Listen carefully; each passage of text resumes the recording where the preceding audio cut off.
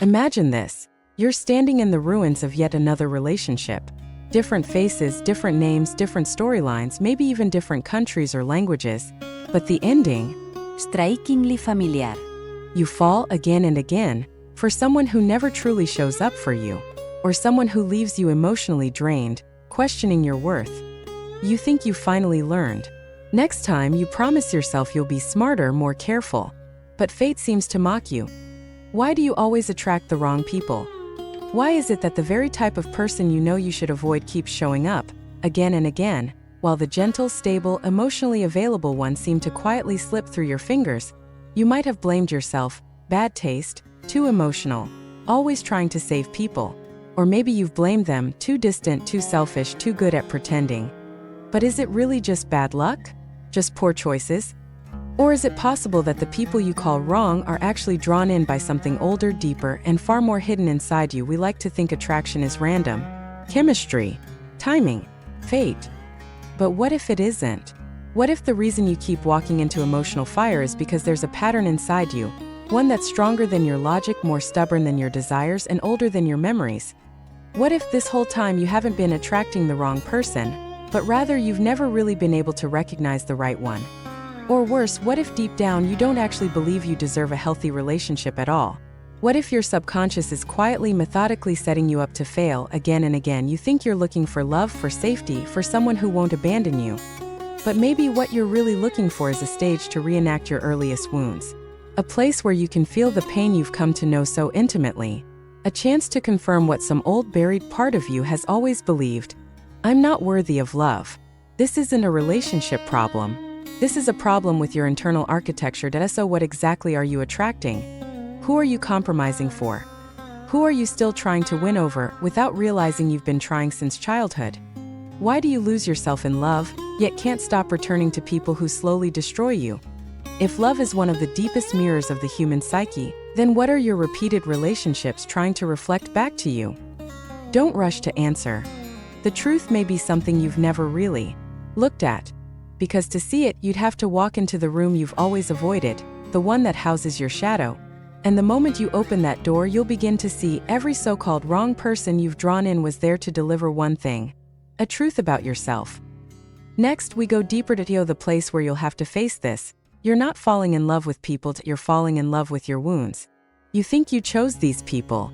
But the truth is, you were chosen by something inside you, and it's not you who loves those who hurt you. It's a long dormant script within you that loves them. Carl Jung once said something brutally honest. Until you make the unconscious conscious, it will direct your life, and you will call it fate. The people you keep running into aren't random. They are projections of your unconscious.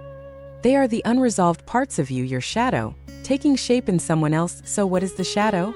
It's not just your bad habits or negative emotions. The shadow is the collection of traits, desires, and wounds you've denied, rejected, or buried deep. Because you refuse to see them in yourself, life keeps showing them to you and others over and over, until you finally looked at you're not attracting the wrong people, you're attracting the parts of yourself you're still afraid to meet. For example, you crave being cared for, but always seem to attract those who ignore or neglect you. Why? Because you've never really learned to care for yourself. Your self-worth still hinges on being loved by someone else, so you keep seeking out people who will force you to prove you're lovable. You'd rather stay in familiar pain than face the terrifying unknown of, who am I, if I'm not being needed? Or this. You understand what a healthy relationship looks like. But when someone truly calm, steady, and emotionally available shows up, you can't feel anything. Why? Because in your unconscious world, love means chaos. It means anxiety, distance, intensity, sacrifice. That's the language you grew up with. Peace feels boring. Safety feels foreign. Love without drama feels like emptiness. You're not repeating love stories. You're repeating trauma patterns. You're not falling in love. You're falling back into a familiar hell. And this familiarity, it usually began in childhood. Maybe you were neglected, or controlled, or manipulated. Maybe you were expected to perform, to please, to never disappoint. Those early emotional blueprints didn't fade with time. They evolved. They dressed themselves up in adult relationships, disguised as romance. And here's the cruel part. You've mistaken it all for destiny. You say, I just attract toxic people, as if it's written in the stars. But have you ever asked, Why do I feel chemistry with certain people? Is it really love? Or is it my trauma recognizing itself? Philosopher Arthur Schopenhauer believed that in love we're not really seeking happiness, we're fending off the absurdity of loneliness, he said. Love is a delusion of the will. And for many of us, this delusion has evolved into a deeper trap. We chase the very pain that affirms our oldest fear, that we're unlovable. This entire psychological structure is like an invisible maze. You think you're seeking the exit, but in truth, you're circling the same old center over and over. What you resist, you attract. What you run from chases you. Jung said that real growth comes from bringing the unconscious into consciousness, in other words. Unless you're willing to look into the dark corners of yourself, you will be ruled, punished, and defined by them. You need to start asking yourself the harder, uglier questions. Am I repeating a familiar wound through my relationships? Do I confuse anxiety and intensity with love? Am I being drawn to people who reflect the me I've refused to face? These aren't easy questions, but they are the kind that crack open the door. Because once you see the truth, you can't unsee it. And you'll finally understand, the root of this pattern has never been about them. It's been waiting, silently, patiently, inside the part of you that has longed for one thing above all, to finally be seen by you.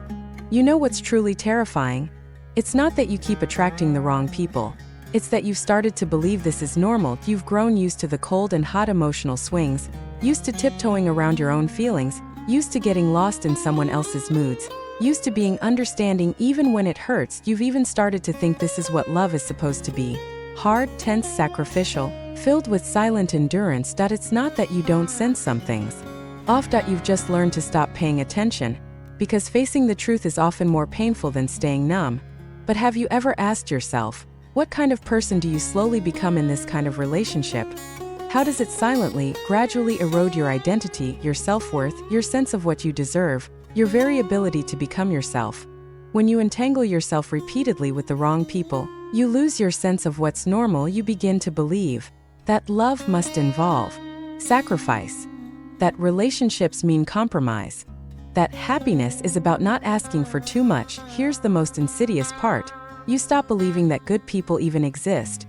You think kindness, consistency, emotional maturity, someone who really sees you, those are fairy tales.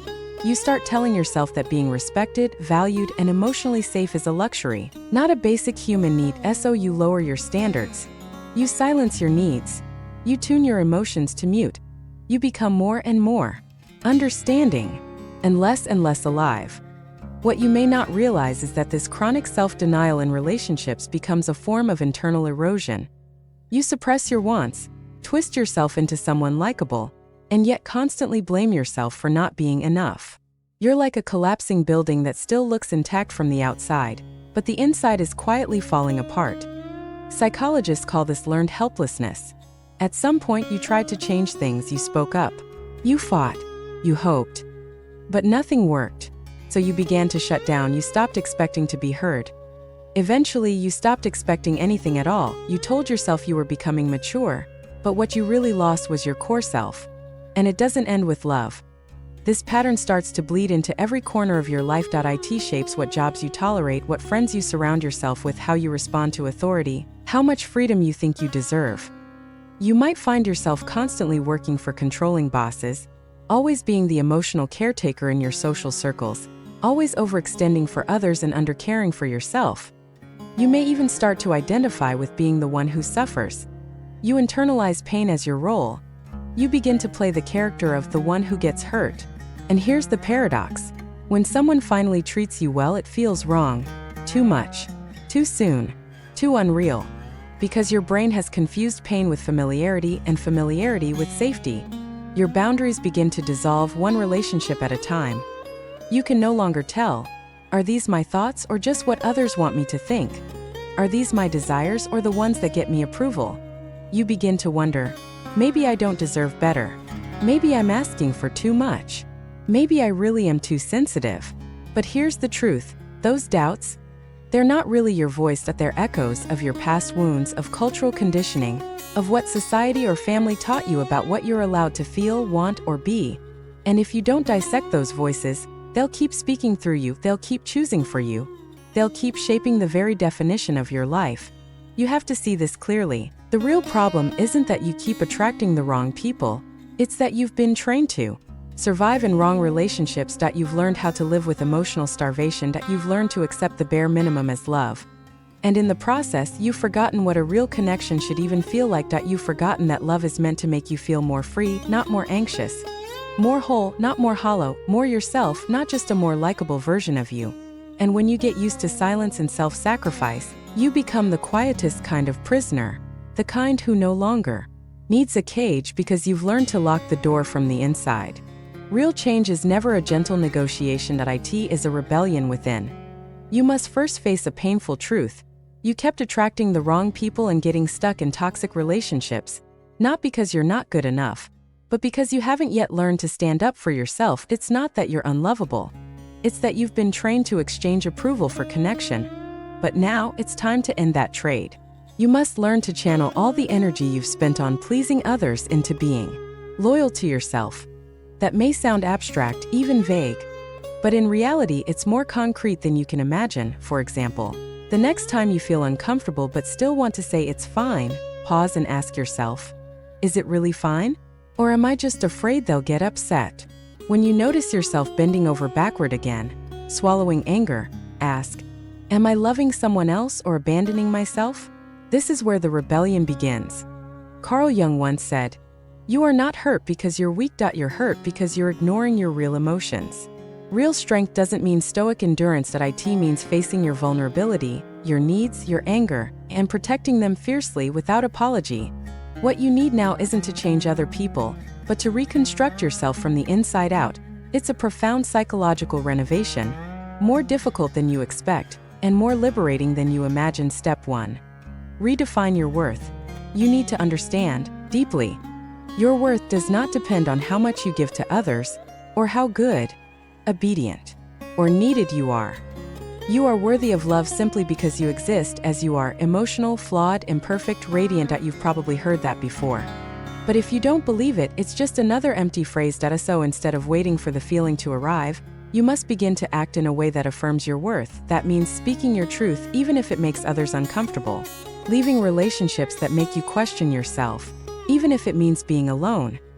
Resisting the urge to explain, justify, or prove yourself, and instead allowing yourself to be misunderstood. These are the choices made by someone who is waking up. Step 2. Build clear psychological boundaries. Boundaries are not about pushing others away, they are about standing close to yourself. When you say, "I don't like this," you are telling the world, "This is who I am. This is my line. This is what I will not allow." Boundaries aren't cold, they're the warmest form of self-protection.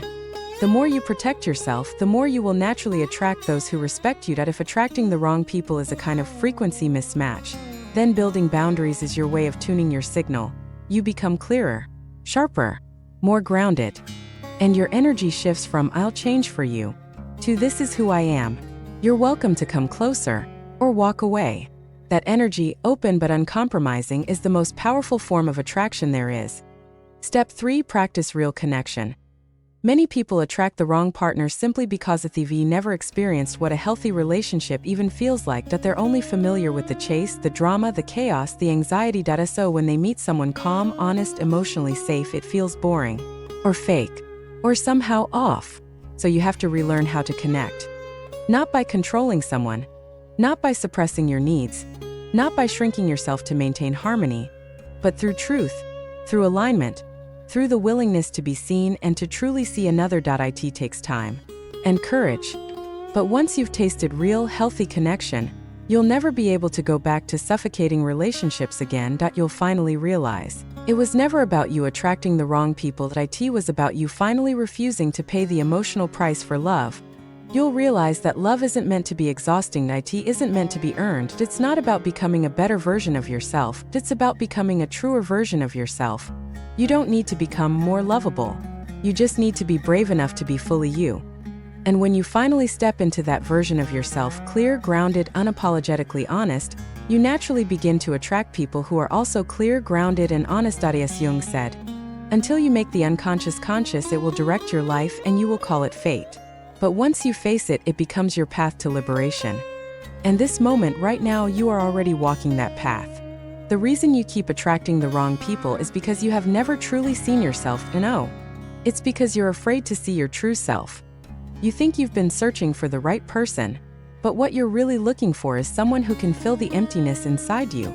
Someone who makes you feel, I am worthy of love.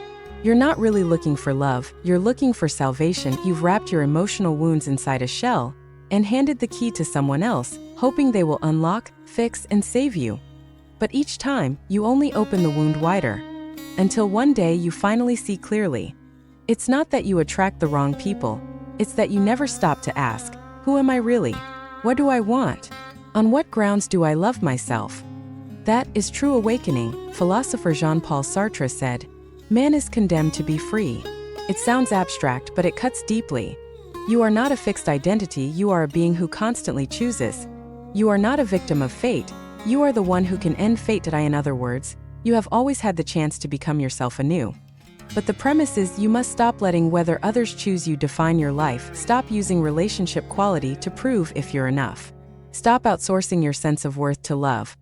You must shift from that unconscious child who craves to be saved into a conscious adult, not to seek love but to create the capacity to love. This is the ultimate turning point. This is true psychological maturity. You begin to realize who you attract is not only about who they are, but about who you are. When you are vague, broken, and people-pleasing, you naturally attract chaotic, cold, controlling energies.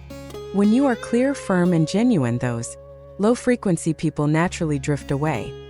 They can no longer come near you because you no longer exchange suffering for company. So the attracting the wrong people problem at its core is not about choosing wrongly, but about not having truly seen yourself. When you finally face the part of yourself you've long ignored, that child who wants attention, recognition, and to be needed, that scared soul afraid of being alone, of losing, of not being loved, when you embrace it, heal it, and rebuild it, you'll find you no longer need someone to fill you up. You begin to love with a whole self, not beg for love from a place of lack. Only then can you build a truly equal relationship, not one where someone sacrifices or saves, but two independent people nourishing each other and growing together. This is real connection.